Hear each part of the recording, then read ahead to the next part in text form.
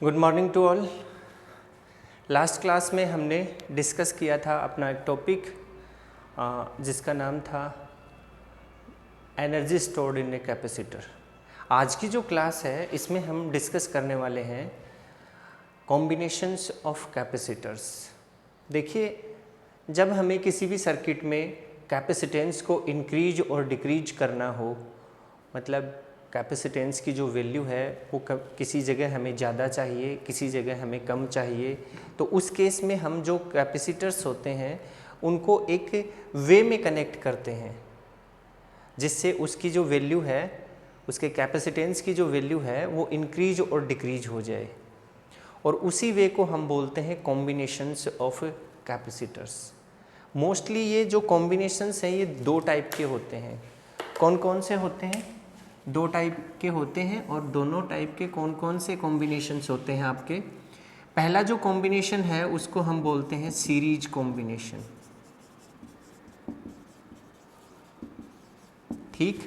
दूसरा जो कॉम्बिनेशन है वो है आपका पैरेलल कॉम्बिनेशन।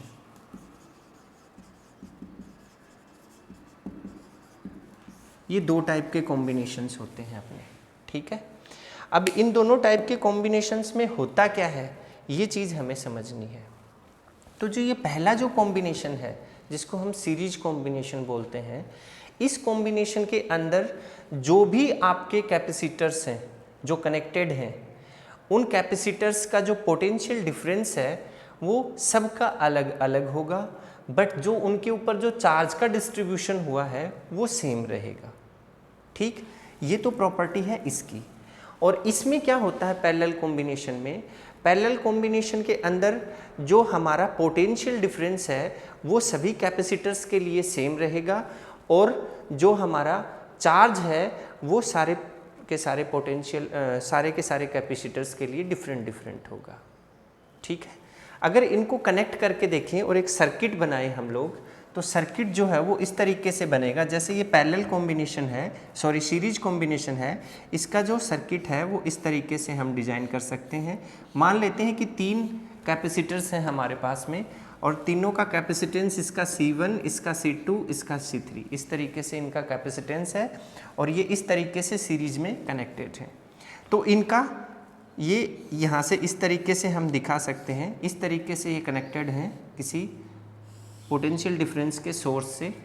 तो ये प्लस और ये माइनस, तो पोटेंशियल डिफरेंस जो है वो इस पॉइंट और इस पॉइंट के बीच वेरी करेगा।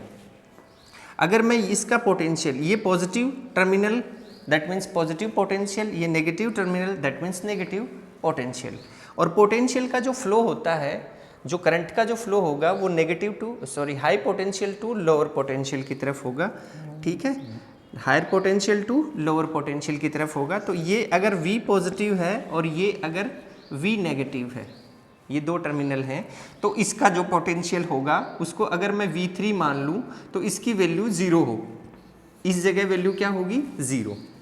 और ये जो है V पॉजिटिव, इसको मैंने V मान लिया, दैट मीन्स इस कंप्लीट बैटरी से जो पोटेंशियल बन रहा है वो V है, तो इस टर्मिनल पर भी पोटेंशियल कितना होगा?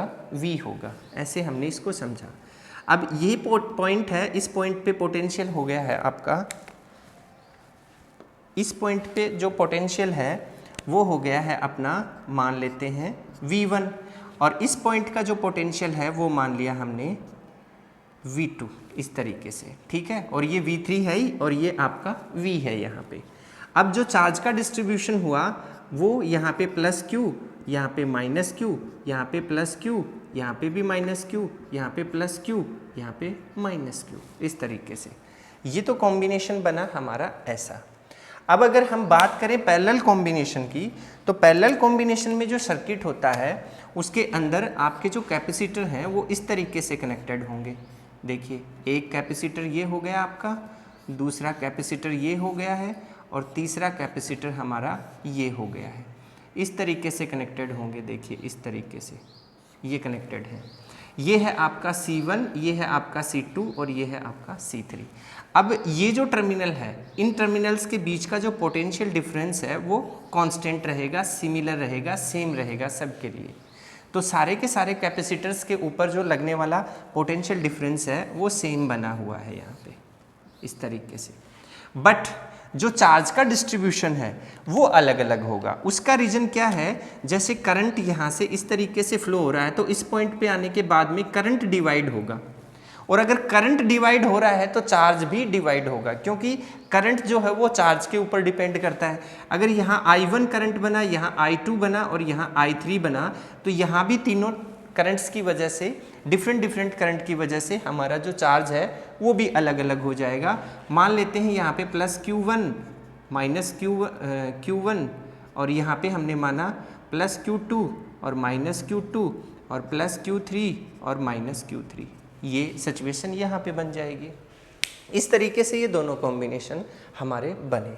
अब अगर इनको हम लोग डिनोट करें, मतलब एक कॉमन लैंग्वेज में अगर इनको लिखें तो कैसे लिख सकते हैं वो बताता हूँ आपको। देखिए यहाँ से सबसे पहले अगर हम बात करें किसकी, सबसे पहले अगर हम बात करें सीरीज कॉम्बिनेशन की, ये है आपका सीरीज कॉम्बिनेशन। तो इस सीरीज कॉम्बिनेशन को हम कैसे डिनोट करेंगे वो बता रहा हूँ मैं आपको। यहाँ से हमने इसको नोट करना शुरू किया। क्या करेंगे, व्हेन टू और मोर कैपेसिटर्स, व्हेन टू और more capacitors are connected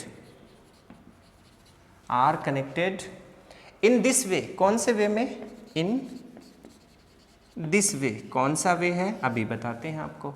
in this way that the potential difference, अभी बताया था मैंने आपको डायग्राम बना के, उसी चीज को यहाँ नोट कर रहे हैं। That the potential difference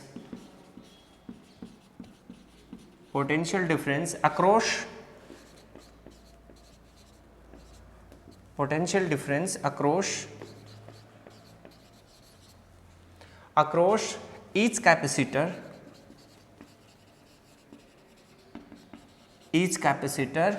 will be different,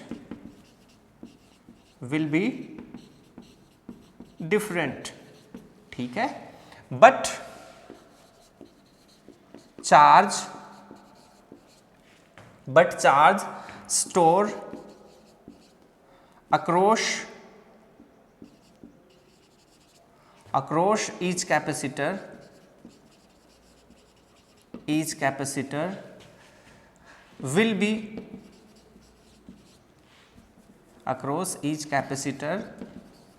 will be same, ठीक है, जैसा कि डायग्राम में मैंने आपको बताया भी था। कैसा रहेगा, सेम रहेगा, will be same, is called series combination,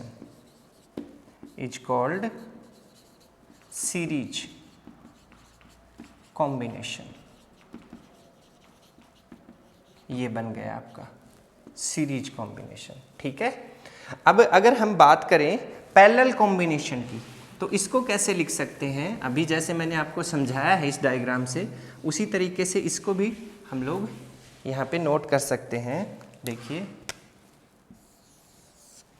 कैसे लिखेंगे इसको लिख सकते हैं व्हेन टू और मोर, सिमिलर लैंग्वेज आएगी, व्हेन टू और more capacitors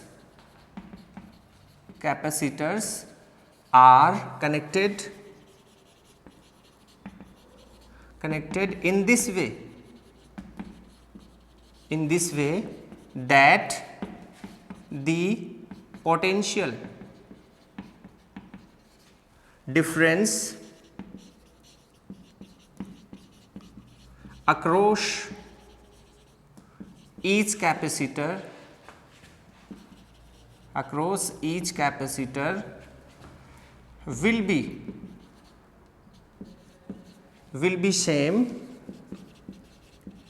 but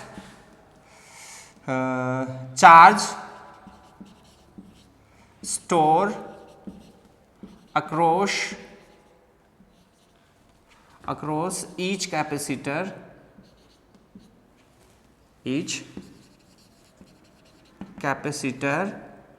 will be different will be different is called parallel combination.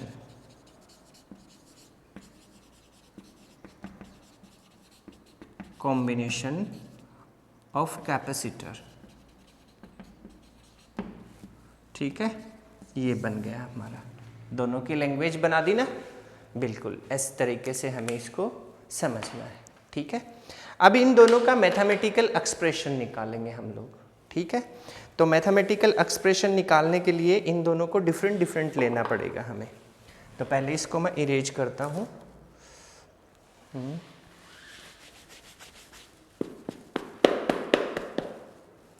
ये लीजिए, पहले इसको इरेज करते हैं अपन और शुरुआत करते हैं mathematical expression of series combination की। ठीक है, mathematical expression of series combination.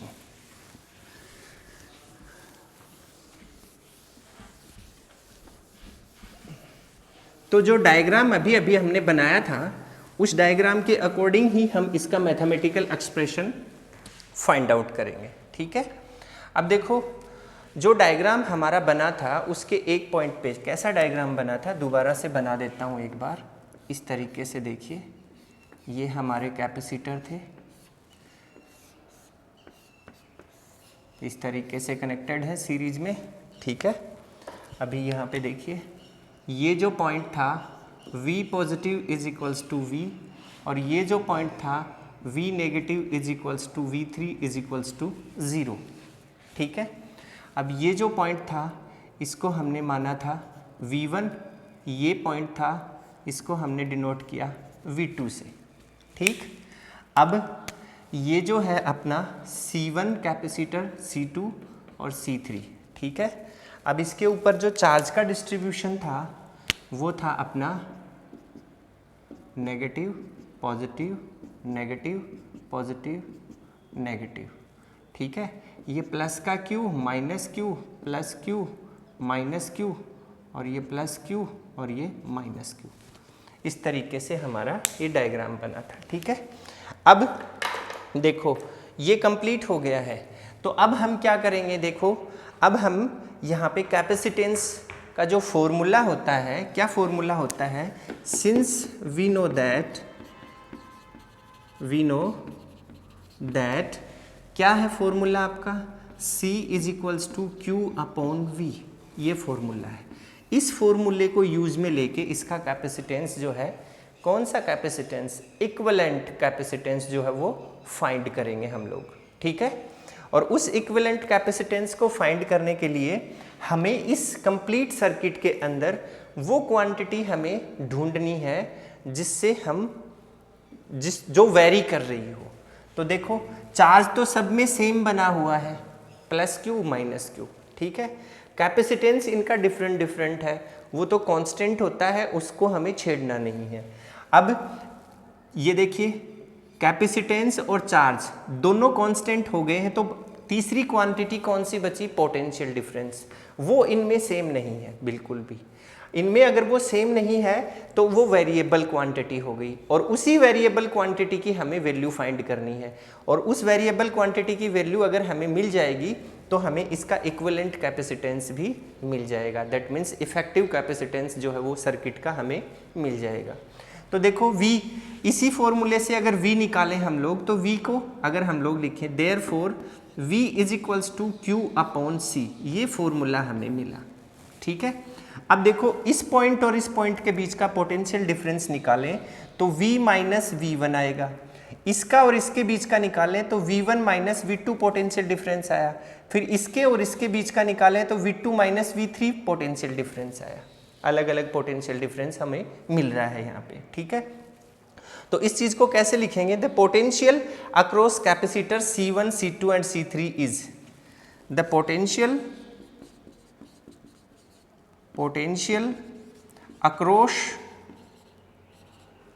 across capacitors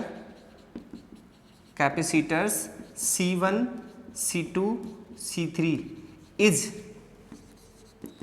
given by कैसे डिनोट करेंगे, देखो मैंने अभी बताया आपको, V minus V1 is equals to इस फॉर्मूले से। चार्ज कितना है पहले वाले में, चार्ज है Q, सेम है चार्ज, और कैपेसिटेंस कितना C1 इस फॉर्मेट से। ये बन गया आपका एक, ठीक है, इक्वेशन नंबर 1। ठीक, अब देखिए ठीक इसी तरीके से सिमिलरली यहाँ से सेकंड के लिए निकालेंगे। तो सिमिलरली सेकंड के लिए हमने निकाला, तो इन दोनों के बीच का डिफरेंस लिखना है आपको। तो आप क्या लिख देंगे, V1 minus V2 is equals to, यहाँ पे क्या आ जाएगा, देखो चार्ज कितना कांस्टेंट है Q और कैपेसिटेंस कितना है C2, तो ये बन गई आपकी second number equation, second number. ठीक है, सिमिलरली इसके निकालना है, तो हम लोग क्या लिख सकते हैं, therefore V2 minus V3 is equals to Q upon C3। ये बन गया आपका थर्ड नंबर इक्वेशन। ठीक है, 3 इक्वेशन हमें यहाँ पे मिल रही है और तीनों को हमने यहाँ से देखिए पूरा फाइंड किया है। ठीक, अब हमें क्या करना है, ये जो तीनों इक्वेशंस हैं इनको ऐड कर देते हैं। ठीक है, क्या करेंगे, adding equation first second third, then we get adding equation first second and third, then we get, ठीक है, इनको ऐड करते हैं। तो लेफ्ट हैंड साइड एक में ऐड होंगी और राइट हैंड साइड दूसरी साइड में ऐड होगा।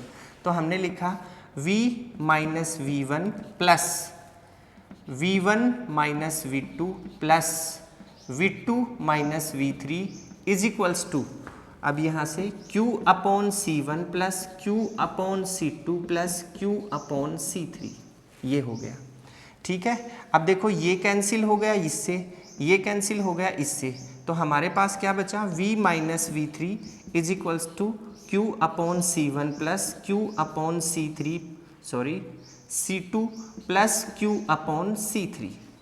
अब V3 की वैल्यू तो 0 है, यहाँ पे हमें नज़र आ रहा है साफ, V3 कितना है, 0 है इस टर्मिनल पे।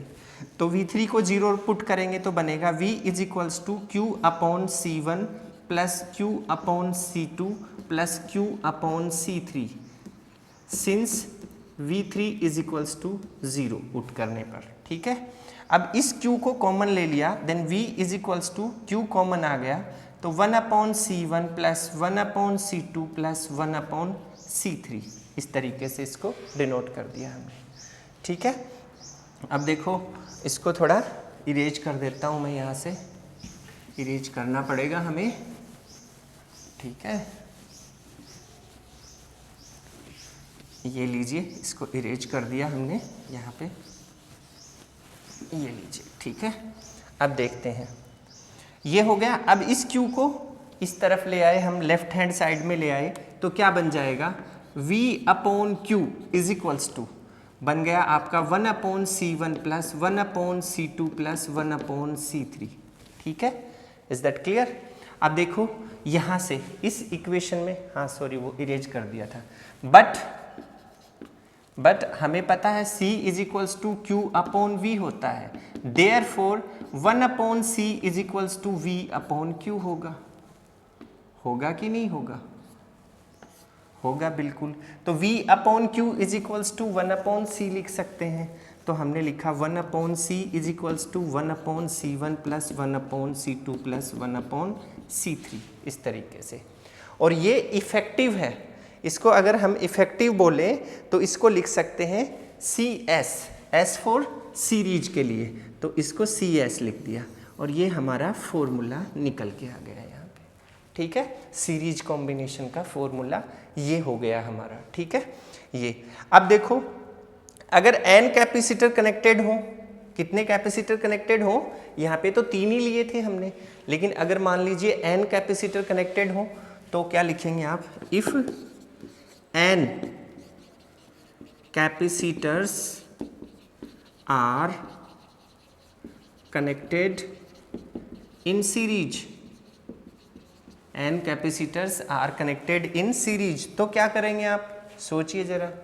उस केस में हम लोग क्या करेंगे, उस केस में हम लोग लिखेंगे 1 upon CS plus 1 1/CS is equals to 1/C1 plus 1/C2 plus 1/C3, और यही जो सीरीज है ये कहाँ तक चली जाएगी, n तक चली जाएगी, प्लस 1/Cn। ये हमारा फॉर्मूला निकल के आएगा n कैपेसिटर्स के लिए। जब n कैपेसिटर्स कनेक्टेड हो किसमें, सीरीज में, तब हम इसको इस तरीके से डिनोट कर सकते हैं। ठीक है, हम अब देखो, अगर आइडेंटिकल कैपेसिटर हो, कितने, n आइडेंटिकल कैपेसिटर हो, तो उस केस में हम लोग इसको कैसे डिनोट करेंगे ये बताता हूँ मैं आपको। देखो ध्यान से सुनो आप। अब यहाँ पे इसको इरेज कर देता हूँ मैं, इस तरफ बताता हूँ आपको।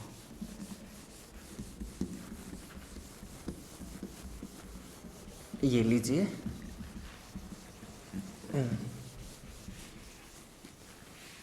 if n identical capacitors are connected, if n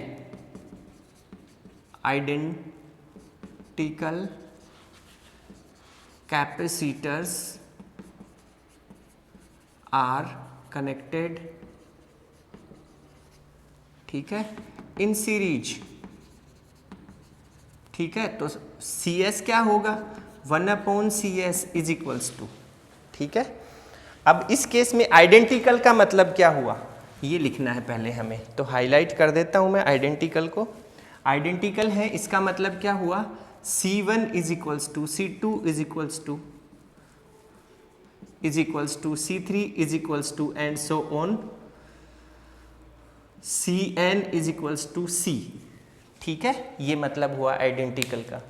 तो अगर ऐसा है तो इस पूरे केस में C1 C2 C3 Cn की जगह C पुट कर देंगे n टाइम्स, तो हमारे पास में क्या आएगा, 1/CS इज इक्वल्स टू, यहाँ से हम लोग लिखेंगे 1/C plus 1/C plus 1/C plus 1/C and so on, n times लिखेंगे, ठीक।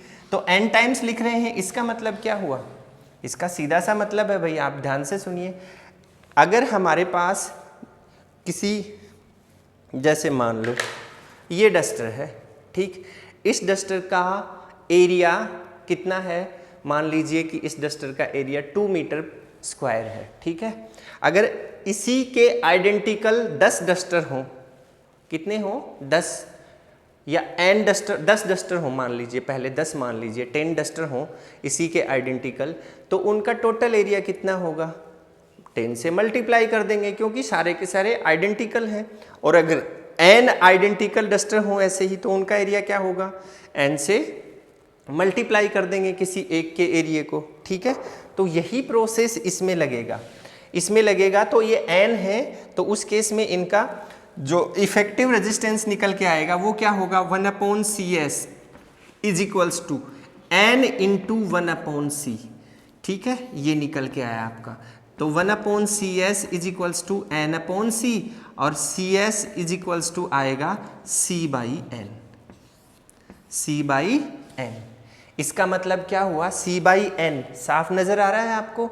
इस केस में, इस पोजीशन में हमें एक मीनिंग समझ में आ रहा है, वो ये मीनिंग है कि इस कॉम्बिनेशन में कनेक्टेड जितने भी कैपेसिटर्स हैं उनका जो कैपेसिटेंस है, किसी एक का जो कैपेसिटेंस है उससे भी कम कैपेसिटेंस हमें यहाँ पे, इफेक्टिव कैपेसिटेंस जो है वो उससे भी कम मिलेगा। और कितना कम मिलेगा, जितने टाइम हमने उसको यहाँ पे कनेक्टेड किया है, n टाइम किया है तो n टाइम कम मिलेगा, 4 टाइम किया है तो 4 टाइम हो जाएगा वो, 5 टाइम किया है तो उसका 1/5 हो जाएगा, 1/6 हो जाएगा, 1/7 हो जाएगा एंड सो ऑन 1/n हो जाएगा।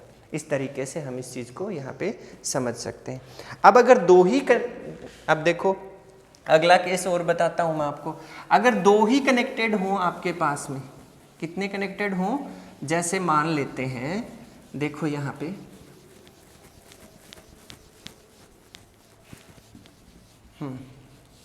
ये लीजिए, जैसे मान लेते हैं कि हमारे पास 10 आइडेंटिकल कैपेसिटर्स हैं, कितने हैं, 10, तो उनका इक्विवेलेंट कितना होगा, CS इज इक्वल्स टू उनका C/10 हो जाएगा। अगर C की वैल्यू 10 माइक्रोफेरेड है, कितनी है 10 माइक्रोफेरेड, तो CS की वैल्यू कितनी होगी, CS की वैल्यू होगी 10/10 इज इक्वल्स टू 1 माइक्रोफेरेड। कितनी हो जाएगी 1 माइक्रोफेरेड। कुछ समझ आया होगा आपको।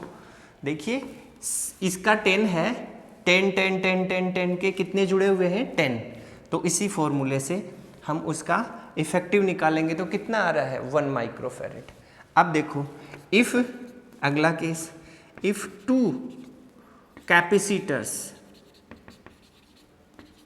आर कनेक्टेड, जब दो ही कनेक्टेड हों तो क्या करेंगे हम लोग, तो हम लोग लिख सकते हैं 1/CS is equals to 1/C1 plus 1/C2। ठीक, और यहाँ से 1/CS is equals to LCM आ गया C1 C2 और यहाँ से C2 plus C1, then CS निकालेंगे तो ये 1 minute, CS is equals to, तो ये इंटरचेंज हो जाएगा C1 C2 upon C2 plus C1, ये निकल जाएगा आपका। ठीक है, इस तरीके से हम फाइंड आउट कर सकते हैं। अब बात एक और आती है इसमें, इस चीज़ से हमें समझ क्या आया, इस चीज़ से हमें समझ ये आया कि जब भी कैपेसिटर्स को सीरीज कॉम्बिनेशन में हम कनेक्ट करेंगे तो उसमें कनेक्टेड, उस कॉम्बिनेशन में कनेक्टेड सबसे कम कैपेसिटेंस वाले कैपेसिटर से भी कम वैल्यू आएगी इफेक्टिव कैपेसिटेंस की। ठीक है, कम वैल्यू आएगी इफेक्टिव कैपेसिटेंस की। इसको समझने के लिए एक एग्जांपल करके बताता हूँ आपको। देखिए यहाँ से एक एग्जांपल करता हूँ मैं, देखो। ठीक है, कहाँ से, देखो ध्यान से। जैसे सपोज करते हैं कि C1 C2 C3 हमारे पास में 3 कैपेसिटर्स हैं। लेट मान लिया C1 is equals to 2 microfarad, C2 is equals to 4 microfarad, C3 is equals to 8 microfarad, और ये तीनों कनेक्टेड हैं किसमें, सीरीज कॉम्बिनेशन में। तो इनका इफेक्टिव क्या होगा 1/CS is equals to 1/2 plus 1/4 plus 1/8। ठीक है, अकॉर्डिंग टू फॉर्मूला डाल दिया। ठीक है, तो 1/CS इज इक्वल्स टू, इनका LCM आ गया 8 और यहाँ से 4 plus 2 plus 1, then 1/CS is equals to, ये हो गया 7/8। ठीक, और CS is equals to 8/7, that means 1.14 microfarad के समथिंग इसकी वैल्यू आ रही है। अब ये इफेक्टिव रेजिस्टेंस 1.14 आया। ठीक, और मैंने क्या कहा था, कॉम्बिनेशन में कनेक्टेड सबसे स्मॉल वैल्यू वाले कैपेसिटेंस वाले कैपेसिटर की वैल्यू से भी इफेक्टिव कम निकलेगा। तो सबसे स्मॉल कौन सा है इसमें 2, और इसकी कितनी आई 1.14।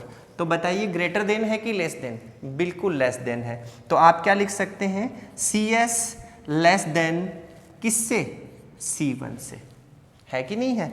That means 1.14 microfarad less than है 2 माइक्रोफेरेड के, और 2 माइक्रोफेरेड क्या है यहाँ पे, सबसे छोटा कैपेसिटेंस वाला कैपेसिटर है। ये चीज़ होती है इसमें। तो प्यारे प्यारे बच्चों, आज के लिए इतना ही। नेक्स्ट क्लास जो होगी उसमें हम बात करेंगे आपके पैरेलल कॉम्बिनेशन की। ठीक है, अब इससे रिलेटेड जो भी कुछ न्यूमेरिकल्स वगैरह हैं उनको आप सोल्व कर सकते हो। नेक्स्ट क्लास में हम पैरेलल कॉम्बिनेशन पढ़ेंगे। तब तक के लिए इजाज़त चाहता हूँ। Thank you, have a nice day.